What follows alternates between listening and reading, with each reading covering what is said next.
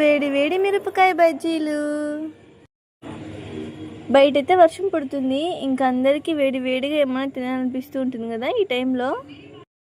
So ఇంకెందుకు ఆలస్యం, వీడియోలోకి అయితే వెళ్ళిపోతాం. 2 కప్స్ శనగపిండి వేసుకొని తగినంత ఉప్పు కారం వేసి కొంచెం కొంచెం వాటర్ పోసుకొని మిక్స్ చేసుకోవాలి.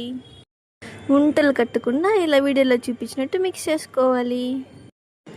బజ్జీ మిరపకాయలను క్లీన్ చేసుకొని ఇంకా మధ్యలో కట్ చేసుకొని పిండిలో అద్దుకొని వేడి వేడి నూనెలో వేసి ఇంకా సర్వ్ చేసుకొని తింటే ఒక పక్క చల్లగా గాలి, వర్షం పడుతూ ఉంది. ఆ వేడి వేడి బజ్జీలను ఆస్వాదిస్తూ తింటే ఇంకా అసలైన మజా అండి అప్పుడే. మీలో ఎంతమందికి ఈ బజ్జీలు చూడగానే తినాలనిపించిందో కామెంట్ చేయండి. ఈ వీడియో నచ్చినట్లయితే లైక్ చేయడం మర్చిపోకండి. Bye friends.